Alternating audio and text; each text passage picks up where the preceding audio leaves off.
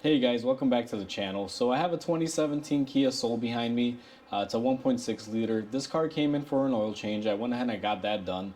And I noticed it's around 100,000 miles and it's never had its spark plugs changed. So I made the recommendation and the customer said, let's go for it. So let me take you through the journey of replacing spark plugs on these. Now I've done previous videos on how to do spark plugs on a Hyundai engine. It's very similar to this one, but I'm still gonna take you through the step-by-step process. Now I'm gonna try to shoot this all in one video in real time, so it shouldn't be too long. I'm gonna use a lot of tools and you'll see, and I'll kind of explain it as I go along, but I'm gonna hopefully try to make it one long video. Okay guys, so where I'd like to begin on this is take off this engine cover. These are basically just held in there by these little, you can see them, they're like little ball and cup socket deals that hold it on. Here are the receiving ends on the engine. Automatically, what I'm looking at right now is I'm looking for the coil packs, which are right up top, and I see that this is going to be in our way of the number 4. So we're going to take some pliers. Now what I'm removing is basically the fresh breather tube for the crankcase. It hooks up to your intake and it sucks any fumes that are inside the engine as far as the crankcase goes. So that's what we're doing there.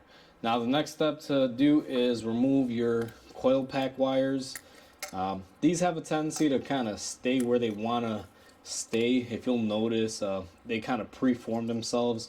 You can't really mix them up. If you want, you can mark them. It's up to you.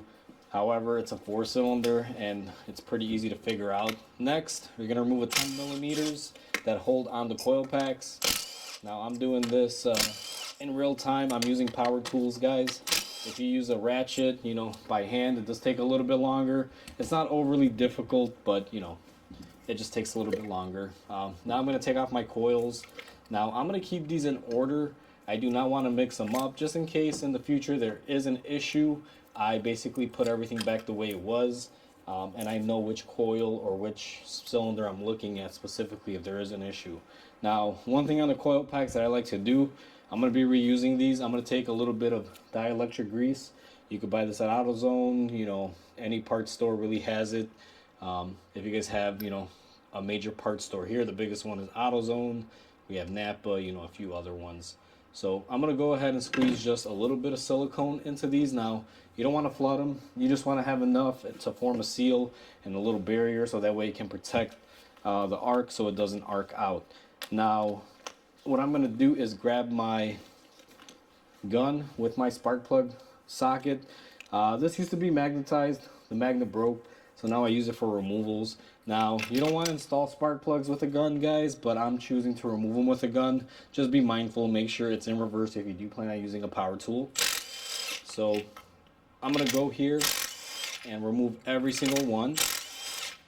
Now, this is going to loosen them and leave them in there.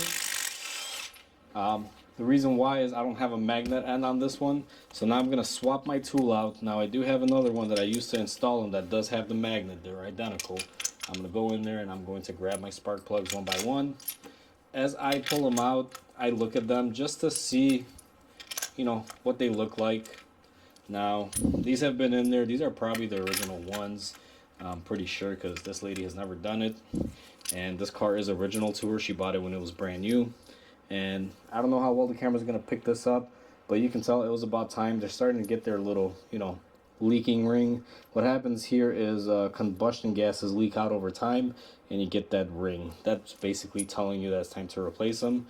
The tips aren't too horrible on them, but still, we're getting new ones here, guys. So let's go ahead and throw these to the side.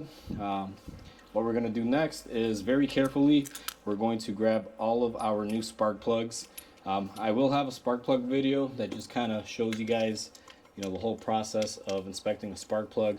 I've done it to these spark plugs in that video. And what you do is basically take your socket with a magnetic tip. It holds them in and you just hand tighten them. I just get a couple threads here just to get them started. And I try to do this quick because I don't want to have my cylinders opened up any longer than I have to. I am in a real active shop. Sometimes there's dust and dirt and things floating around. You don't want to get any of that in there. So once that's in there, now what you're going to do is not use a power tool to install these. Now I'm going to set my gun to the lowest torque setting, guys. I'm just going to use this to run them down. I am not going to be impacting them. So as you guys see, my gun is just driving them in. The reason why I'm choosing to use my gun is because using a ratchet takes a long time. For video purposes, I don't want to sit here and have you guys watch me do every single one, you know, like 20 turns each. So I'm just going to use my gun, again, gently drive it in. That's all you're going to want to do, guys. You're not going to want to go crazy with these and, you know, over torque them. Definitely do not use a gun to install them. If you want to run them down, you know, you're more than welcome. Just be careful. I've been doing it for years, so, you know, I can pretty much know where I'm at. Now, I take my ratchet and I just hand tighten these. And I may have to cut the video here, guys, because I forgot to get my torque wrench. Unless I stop the video really quick and just start it up briefly, but it will be another clip. Let me see what I'm gonna do. I'll probably have to stop the video because I do like to torque these in. So I don't know what the torque is. I gotta find the specific torque on these. So I'm just running them down by hand until they get, you know, right there. So I went ahead and I torqued them down, guys. I had to cut the camera off for that because I didn't have my tools ready or the spec. Now, I'm not gonna give you a spec because every engine is different. Find your spec by whatever means you choose to do so. In this channel, I try to keep specs and things like that out of the way because there's always some sort of disagreement. I use Mitchell. That's where I get my specs. It's software for mechanics. It's called ProDemand. It gives you everything you need to know. That's what I choose to use. Some people use All Data, which is the AutoZone version of it. Whatever makes you happy, use that. But I use my way, and I don't try to push torque settings and things like that on you guys. Whatever you're comfortable with. Next, if you notice, I got my coil pack. I'm going to take them in order as I remove them and put them back into the same exact cylinder that I removed them from. I already explained earlier why I do this. Just kind of helps keep, if there is an issue on these coil packs in the future, linked to whichever cylinder it belongs to. Then what I'm going to do is go ahead and reconnect my connectors here. These are really easy. This car's fairly new. I think someone's been in here before because it's supposed to have little locking tabs.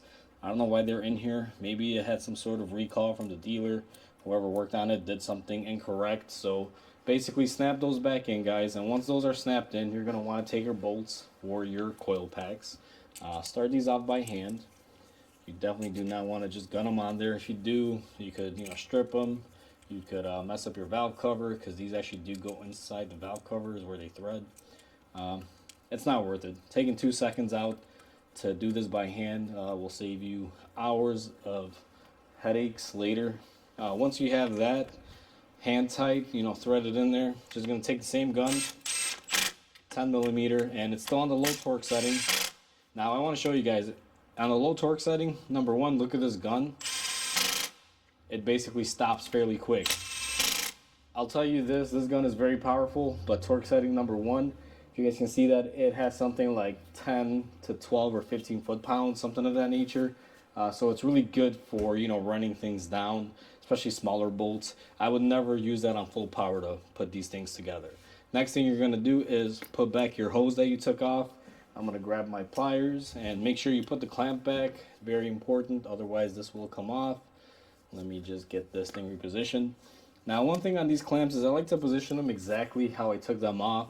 Now, I know you can't see it with the camera. This is just going to be like a quick video, guys. I've already covered how to do spark plugs before.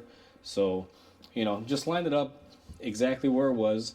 So now that we got all that done, one thing that I like to do, just because I'm in here, as you guys can probably tell, this engine is very dusty.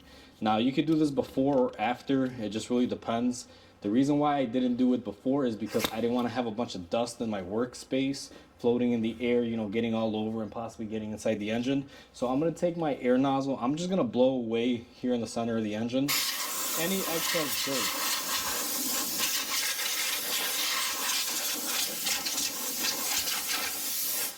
Now, I'm not looking to get that super clean there. I just wanted to take out some leaves and some dirt that was, you know, basically just below the coil packs there. The reason why I didn't do it before is because if you guys can see, I don't know if the camera picks it up, there's a lot of dust. You guys can probably see by the light, it's kind of moving all over the place. I don't like to get that stuff in the engine bay. So if there's nothing big here blocking me and nothing will fall into the cylinder, I'll go ahead and do it and I'll clean up afterwards. So just give it a nice little, you know, spray there and you're good to go. Next, what I do now, these covers, they tend to fight you on this rubber bushing portion. So one thing I like to do when I have these off is I just take a little bit of silicone lube.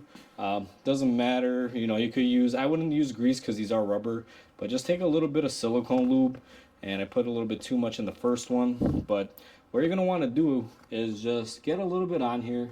Now the reason why you want to do this is it comes off easier next time you do it. This does get brittle, and this cover, you know, besides making the engine pretty, this one has one use. The high pressure pump is right here, and it has a foam pad. Let me pull it back out so you guys can see this. See this foam pad here, guys? It covers up this high pressure fuel pump. This does make some noise. You'll hear these things going tick, tick, tick, tick, tick, tick. It's like a pentalobe. So that does help dissipate some of the noise on that. So even though normally I think these are just, you know, I call these dummy covers, they are practical and useful in some applications, like this one that helps, you know, drum down that noise for the direct injection. So once you have that done, you are basically done. That is how you tune up a 2017 Kia Soul with a 1.6 liter engine. Check out my other video on how to check out spark plugs and how to inspect them. I'll probably link it at the end of this video, guys. So with that said, hopefully you guys enjoyed this video. Please comment, like, and subscribe. It'll definitely help my channel grow. Until the next repair, guys, I hope you guys have a great day, and I'll catch you on the next one.